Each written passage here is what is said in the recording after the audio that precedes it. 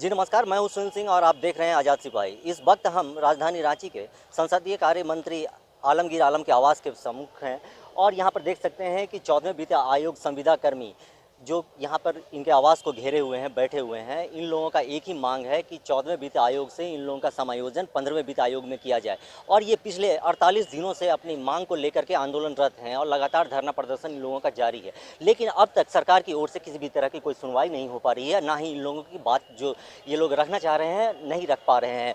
ये लोग लगातार मुख्यमंत्री से भी मिलने के प्रयास कर रहे थे, लेकिन मुख्यमंत्री से भी इन लोगों को मिलने नहीं दिया गया और इसके बाद इन लोग कार्यक्रम के तहत हर एक मंत्री और विधायक जितने भी सत्ता दल हैं उनके मंत्री विधायकों के साथ में मिल करके अपनी बातों को रखने की कोशिश कर रहे हैं, प्रयास कर रहे हैं, लेकिन अब तक इन पर किसी तरह की कोई सुनवाई नहीं हो पाई है। यहाँ पर आप देख सकते हैं कि ये बिरसा चौक पर पिछले 48 दिनों से धरना पर बैठे हुए थे। इसके बाद जब इनकी बातें नहीं सुनी जा रही थी तब इन लोगों ने फैसला लिया कि मंत्री के आवास पर जा कर के अपनी मांग को रखेंगे, लेकिन इनकी मांग पर संसदीय कार्य मंत्री आलमगीर आलम खुद आए, इन लोगों से मुलाकात किए और बोले कि कैबिनेट की बैठक में हम आप लोगों की बात को रखेंगे, उसके बाद जो निर्णय होगा वो निर्णय आप लोगों को सुनाया जाएगा। इसके बाद से ये लोग यहाँ पर बैठे हुए हैं ताकि जो कैबिनेट की बैठक हो, कैबिनेट की बैठक में क्या कुछ निर्णय होता है उस निर्णय के इंतजार में ये संविदा कर्मी जो हैं बैठे हुए हैं। इन लोग अनुबंध इन लोगों का दिसंबर का महीना में कॉन्ट्रैक्ट इन लोगों का खत्म हो समाप्त हो गया और ये लोग अपने 14वें वित्त आयोग से जो है कि 15वें वित्त आयोग में करने की मांग लिए हुए हैं। एक ही मांग इन लोगों की है कि जिस पर ये लोग लगातार आंदोलनरत हैं। यहाँ पर देख सकते हैं कि यहाँ पर ये यूनियन के जो है नेता भी हैं, इनसे ही बात करते हैं। क्या आप लोगों की जो डिमांड है, जो पिछले 48 दिन से आंदोलनरत हैं, क्या कुछ आगे बढ़ी है बात? डिमांड तो हमको लगता है सभी न्यूज़ वाले को पता होगा। हम लोगों का एक ही डिमांड है, जो सेवा विस्तार करने का। जो 14वीं वित्त के कर्मी है उसे 15वीं वित्त में सेवा विस्तार कर दिया जाए, बस यही डिमांड है हम लोगों को। क्या हुआ, मतलब इतने दिन से आंदोलनरत हैं कि आप लोगों की बातें को आंदोलनरत है इतने दिनों से, 48 दिन हो गए, लेकिन अभी तक ना विधायक है, ना मंत्री है, ना कोई विभाग के कोई आदमी हम लोग के सूद लेने के लिए आए हुए हैं। हम लोग बस इसी आश्वासन से हम लोग रहे कि हम लोग बार बार वार्ता किए, मंत्री जी से भी वार्ता किए और विभाग में भेजे की वार्ता की है, लेकिन हम लोगों की जो मांग है उसमें इन लोगों की कहना है कि सीधी नियुक्ति किया जाए, नई नियुक्ति। ये कहाँ का नियम है जो संविदा कर्मी को समाप्त करके और नई बहाली संविदा में ही रखने का? ऐसा तो कोई नियम नहीं है, क्योंकि आज से पहले 1952 का जो प्रयाग सिंह का जो जजमेंट आया हुआ था, संविदा कर्मी का समाप्त करके संविदा बहाली नहीं ले सकते हैं।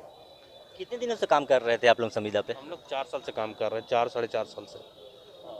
और अब जो है क्या कि संविदा आप लोगों का जो है कि कॉन्ट्रैक्ट खत्म, समाप्त, ये कब आप लोगों को जानकारी दी गई? पिछले मंथ ही जानकारी मिली थी हम लोग को, जो 31 दिसंबर को हम लोग की सेवा समाप्त कर दी गई थी। इससे पहले मतलब जैसे नियमतः होता है कि 2-3 महीना पहले आप लोगों को नोटिस दिया जाता ऐसा है। कोई नोटिस नहीं आया था, क्योंकि पहले भी एक बार हुआ था जो 2000 मार्च में सेवा का विस्तार किया गया था 3 महीने का। उसके बाद फिर से 6 महीने का किया गया। अभी क्या है कि 31 दिसंबर को हम लोगों की सेवा समाप्त कर दी गई। बस क्या स्थिति में हैं आप लोग? हम लोग बेरोजगार गए, रोड में आ गए हैं, रोड में बैठते हैं, रोड में 48 दिन से बैठे हुए हैं। तो स्थिति आप भी जान रहे हैं कि हमारे घर की जो स्थिति दयनीय हो गई है।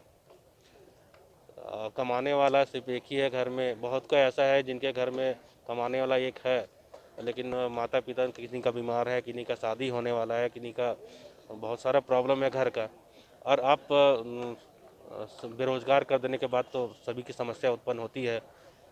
आप रोटी छीन ले रहे हैं हम लोग से, तो भाई समस्या तो है ही।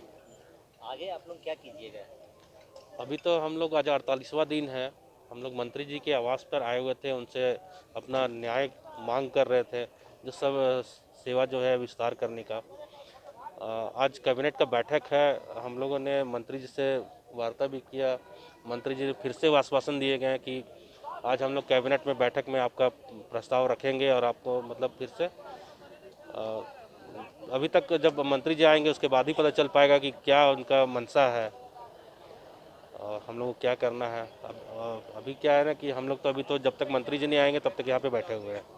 क्या नाम हुआ आपका? संजय कुमार, क्या है मतलब ये?